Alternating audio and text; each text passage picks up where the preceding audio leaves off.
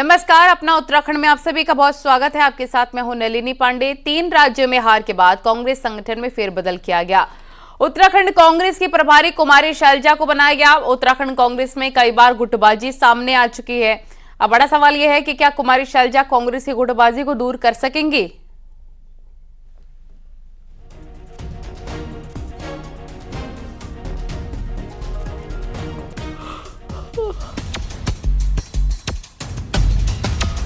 कांग्रेस आलाकमान पर लगातार दबाव के बाद कुमारी शैलजा को छत्तीसगढ़ से हटाकर उत्तराखंड भेजने का फैसला किया है।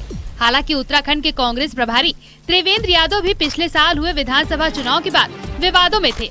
वरिष्ठ कांग्रेस नेता प्रीतम सिंह की अगुवाई वाला गुट यादव की खुलेआम मुखालफत करता रहा। उत्तराखंड कांग्रेस भी लगातार गुटबाजी से जूझ रही है। अब जब देवेंद्र यादव की विदाई हो चुकी है, ऐसे में सवाल ये है कि विवादों में रही शैलजा क्या उत्तराखंड के सभी धड़ों को एक कर पाएंगी। मनमोहन सिंह सरकार में मंत्री रही शैलजा हरियाणा से आती हैं। वहां पूर्व मुख्यमंत्री भूपेंद्र हुड्डा के साथ उनका मनमुटाव जग जाहिर है। उत्तराखंड कांग्रेस के कई नेता मानते हैं कि कांग्रेस आलाकमान की करीबी शैलजा को उत्तराखंड में एडजस्ट भर किया गया है। वो पहाड़ में कितना समय दे पाएंगी या कांग्रेस को संजीवनी दे पाएंगी, ये बड़ा सवाल है। बहरहाल शैलजा की नियुक्ति से प्रीतम सिंह गुट जरूर खुश है। छत्तीसगढ़ में शैलजा के साथ प्रीतम सिंह को चुनाव लड़ाने की जिम्मेदारी दी गई है। अनुपम त्रिवेदी, न्यूज़ 18, देहरादून। देहरादून से खबर। भू कानून और मूल निवास प्रमाण पत्र को लेकर सीएम धामी ने कहा कि सरकार की ओर से गठित कमेटी दोनों मामलों पर काम करेगी, जिसके बाद भू कानून और मूल निवास प्रमाण पत्र पर अपनी रिपोर्ट देगी। अपर मुख्य सचिव वाली समिति को मूल निवास प्रमाण पत्र जारी होने के लिए मानक निर्धारित करने का जिम्मा भी दिया गया है। कमेटी की रिपोर्ट के आधार पर कार्रवाई की जाएगी। सीएम धामी ने कहा कि सरकार पूरी तरह से राज्य के लोगों के साथ है। मेरे लिए राज्य का हित सर्वोपरि है।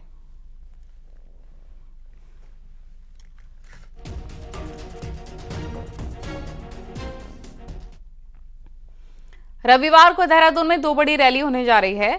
सशक्त भू कानून और मूल निवास की अनिवार्यता की मांग को लेकर स्वाभिमान रैली होने जा रही है, जिसमें एक तरफ जहां प्रदेश के 100 से ज्यादा छोटे बड़े संगठन एकजुट होकर स्वाभिमान रैली निकालेंगे, दूसरी तरफ बीजेपी युवा मोर्चा और देहरादून महानगर की तरफ से युवाओं, नए वोटर्स और व्यापारियों को जोड़ने के मकसद से रैली हो रही है, जो मोदी है न नाम रैली हो रही है।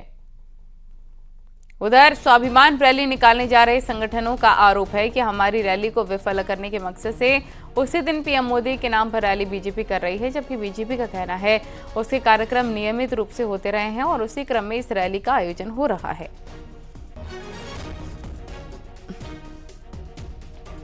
निश्चित तौर पर क्योंकि ये 24 तारीख वाला वो मोदी जी है वाला जो भी है कार्यक्रम, पहले तो हमने कहीं सुना नहीं था।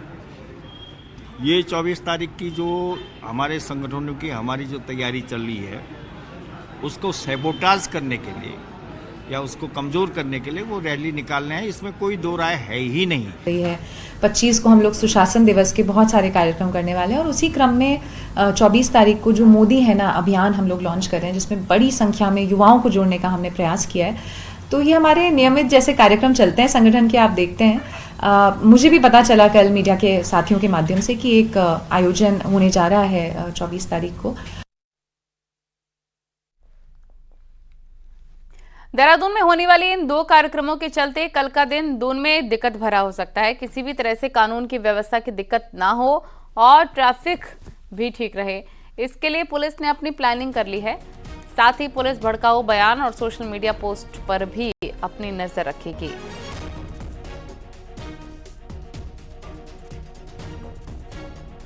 देखिए, कल 2 बड़ी रैली है और जुलूस है और इसको देखते हुए अभी सभी हमारे ऑफिसर्स की एक मीटिंग भी हो गई, प्रशासन के साथ भी संयुक्त मीटिंग हो गई है और जिस तरह की भीड़ जुटने की संभावना है, विभिन्न जगह से लोग आ रहे हैं, सुरक्षा के पूरे उपाय, साथ ही साथ किस तरह से पब्लिक जो आ रहे हैं हमारे जो रोड पर जो आम आदमी को चलना होता है उनको भी ज्यादा असुविधा ना हो, इन्हीं सबके लिए रणनीति बनाकर उस ब्रीफिंग अभी ऑफिसर्स की कर ली गई है। उपराष्ट्रपति जगदीप धनखड़ आज हरिद्वार के दौरे पर रहे और जहां उन्होंने गुरुकुल कांगड़ी यूनिवर्सिटी में आयोजित वेद विज्ञान महाकुंभ कार्यक्रम में शिरकत की। कार्यक्रम में उत्तराखंड के राज्यपाल गुरमीत सिंह और मुख्यमंत्री पुष्कर सिंह धामी, लोकसभा सांसद, यूनिवर्सिटी के कुलाधिपति सत्यपाल सिंह भी शामिल हुए। इस दौरान उपराष्ट्रपति ने कहा कि कुछ भटके हुए लोग भारत की प्रगति को पचा नहीं पा रहे, उन सभी लोगों का पाचन ठीक करना होगा।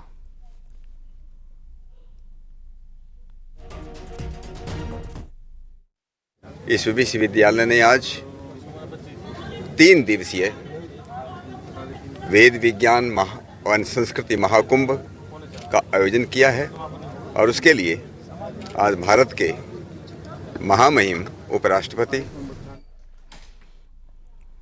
रुड़की के मंगलौर में शनिवार को पूर्व पीएम चौधरी चरण सिंह का जयंती बड़े ही धूमधाम के साथ मनाया गया और इस मौके पर कांग्रेस प्रदेश अध्यक्ष नेता प्रतिपक्ष पूर्व सीएम हरीश रावत सहित कई कांग्रेस नेता मौजूद रहे।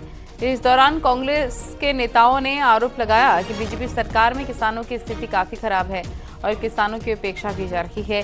साथ ही भू कानून को लेकर सरकार को घेरने की कोशिश की गई।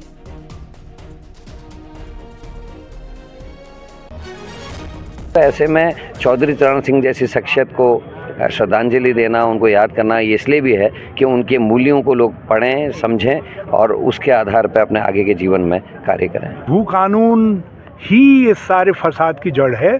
तुमने जिस तरीके से, जब ज़मीनें नहीं रहेंगी तो कहाँ से किसान रहेगा, कहाँ से संस्कृति रहेगी, कहाँ से गांव रहेंगे, कहाँ से आध्यात्म रहेगा, कहाँ से उत्तराखंड रहेगा।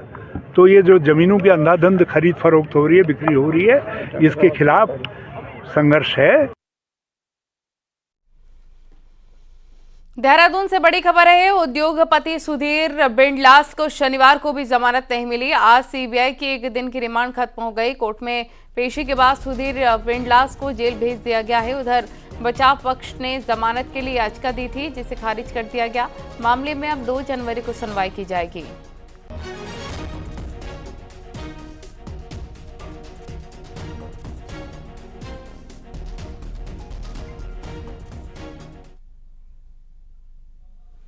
आतंकी हमले में शहीद हुए चमोली के वीरेंद्र सिंह का अंतिम संस्कार अब जम्मू कश्मीर के राजौरी में किया जा सकता है। आतंकी हमले में शहीद हुए वीरेंद्र सिंह का पार्थिव शरीर शत-विशत हो गया है, जिसके चलते उनके शव को उनके पैतृक गांव नहीं भेजा जा सकता है। शहीद के परिजनों को अब राजौरी बुलाया गया है। परिजनों को सेना के हेलीकॉप्टर से राजौरी भेजा जा रहा है। शहीद वीरेंद्र सिंह चमोली के नारायण बगड़ के बमियाला गांव के रहने वाले थे और 15वीं गढ़वाल राइफल में नायक के पद पर तैनात थे। वीरेंद्र अपने पीछे पत्नी और 2 बेटियों को छोड़कर गए हैं।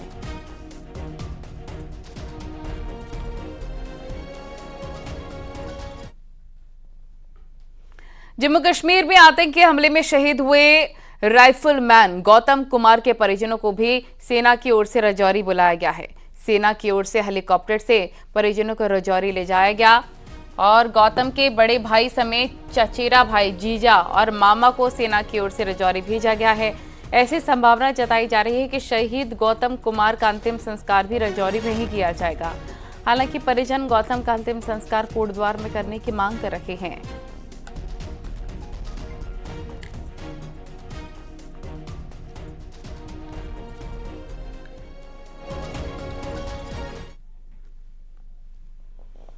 नैनीताल में क्रिसमस का वीकेंड शुरू हो गया है और प्रशासन के लिए क्राउड मैनेजमेंट चुनौती बना है।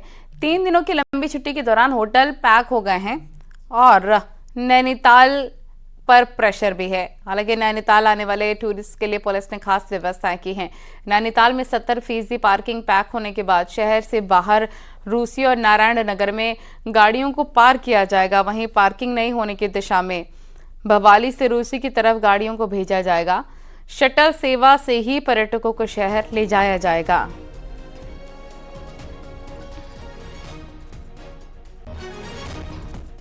नैनीताल शहर की जितनी भी पार्किंग्स है, जब वो 70 से 80% फुल हो जाती हैं, उसके बाद हम रूसी बाईपास से शटल सर्विसेज स्टार्ट करते हैं और उन्हीं के माध्यम से टूरिस्ट को नैनीताल सिटी में लाया जाता है। और हमारी ये पूरी कोशिश रहेगी कि हम जो भी टूरिस्ट आ रहे हैं उनको एक अच्छा स्टे एक्सपीरियंस जो है वो यहाँ पे दे सकें और ट्रैफिक व्यवस्था जो है वो सुचारू रखें।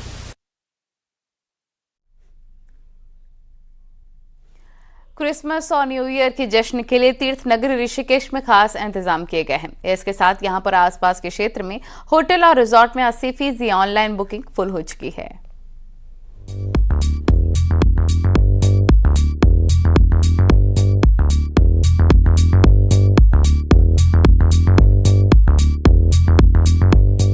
ऋषिकेश में क्रिसमस और नए साल के जश्न की पूरी तैयारी हो चुकी है। जश्न के लिए ऋषिकेश और आसपास के क्षेत्र के सभी होटल करीब करीब फुल हो चुके हैं, जिसमें पर्यटक से जुड़े लोगों के चेहरे खिले हुए हैं। बुकिंग अच्छी आ रही है, न्यू ईयर की बुकिंग तो अच्छी है। और बाकी मैं प्रशंसा करना चाहूँगा हमारे देश के प्रधानमंत्री श्री नरेंद्र मोदी जी की भी, जो अभी इन्वेस्टर समिट में आए थे और उन्होंने इसको प्रमोट करने के लिए G20 में भी बैंक्वेट हॉल्स को उन्होंने जो स्लोगन दिया, मेड इन इंडिया को, बहुत अच्छा स्लोगन दिया। क्रिसमस और नए साल के जश्न के लिए ऋषिकेश और आसपास के क्षेत्र में चहल पहल शुरू हो गई है। वहीं आने वाले पर्यटकों के लिए उत्तराखंड के गीत संगीत, पहाड़ी खानों के साथ साथ एडवेंचर एक्टिविटी का भी पूरा इंतजाम किया गया है, जिससे 2023 की विदाई और 2024 का शानदार आगाज हो सके।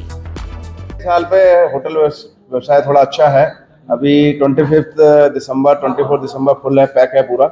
और न्यू ईयर का भी काफी क्वेरी है और वो भी मेरे ख्याल से 4 दिन खुल जाएगा। अगर आप भी अपने नए साल के जश्न में 4 चांद लगाना चाहते हैं तो जल्द ऋषिकेश चले आइए, क्योंकि यहाँ पहाड़ के खूबसूरत नजारों के साथ एडवेंचर का मजा भी आप ले सकते हैं। न्यूज़ 18 के लिए ऋषिकेश से आशीष डोभाल की रिपोर्ट।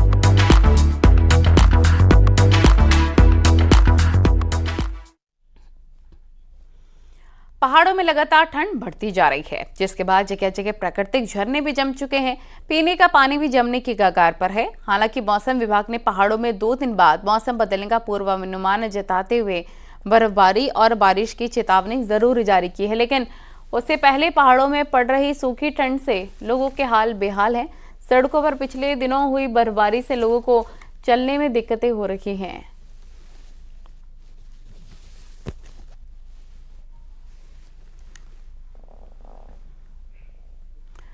चमोली के सितोल गांव में कड़ाके की ठंड के बीच भी पांडव नृत्य का आयोजन किया गया। 12 दिसंबर से 23 दिसंबर तक गांव में पांडव नृत्य की धूम रही। नृत्य को देखने के लिए पद्मश्री से सम्मानित बसंती बिष्ट भी पहुंची। पांडवों के स्वर्ग जाने की मार्मिक कथा को भी दर्शाया गया। साथ ही एरावत हाथी की कथा को भी पांडव नृत्य में दिखाया गया। चमोली में पांडव नृत्य विशेष तौर पर गाँव की खुशहाली और समृद्धि के लिए आयोजित होते हैं।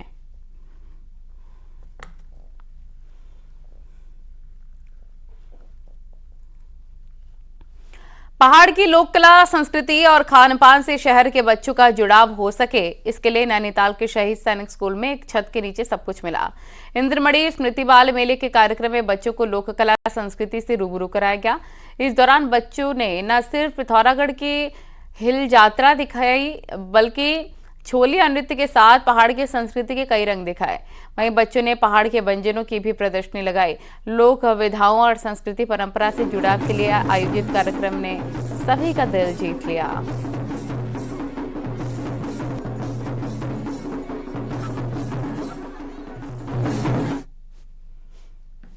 और यहाँ वक्त हो गया एक छोटे से ब्रेक का।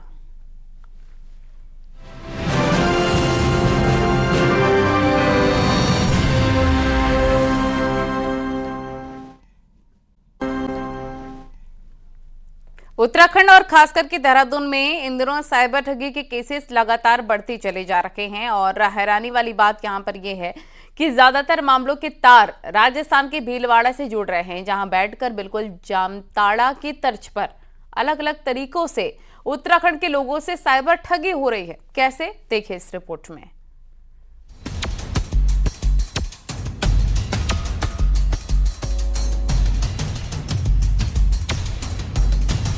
तस्वीरों में दिख रहे ये पुलिस वाले इन अपराधियों को लेकर उस जगह जा रहे हैं जहां से ये अपनी साइबर ठगी का पूरा नेटवर्क चलाते हैं। ये इलाका है राजस्थान के भीलवाड़ा का ग्रामीण क्षेत्र। बीहड़ जैसे इस इलाके को साइबर ठगों ने अपनी पनाहगार बना रखा था और यहीं से देश भर के लोगों के साथ करोड़ों की ठगी की जा चुकी है। इनमें से कई पीड़ित उत्तराखंड के भी हैं। ये ठगी भी नए तरीके की है। यहाँ से ठगों ने नामी कंपनियों की फर्जी वेबसाइट बनाई और पूरे भारत में ऑनलाइन जॉब के लिए बेरोजगारों को ठगना शुरू कर दिया। ये ठग खुद को कंपनी का कस्टमर रिलेशनशिप मैनेजर बताते थे और जॉब दिलाने के नाम पर आवेदन की फीस, रजिस्ट्रेशन, NOC और लाइसेंस फीस के नाम पर धोखाधड़ी करते थे।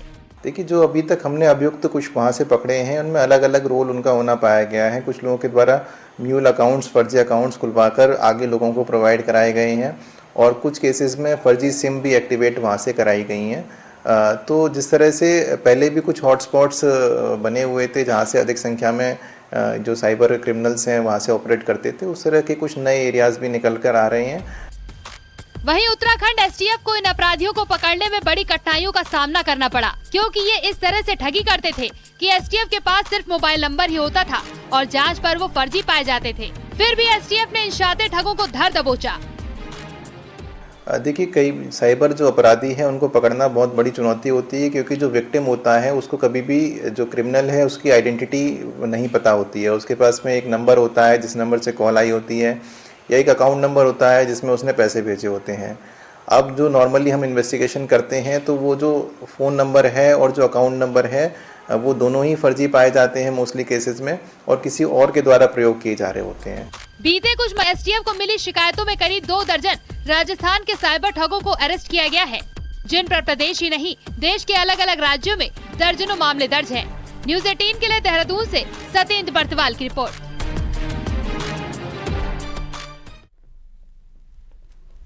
और यहाँ वक्त हो गया एक और छोटे से ब्रेक का।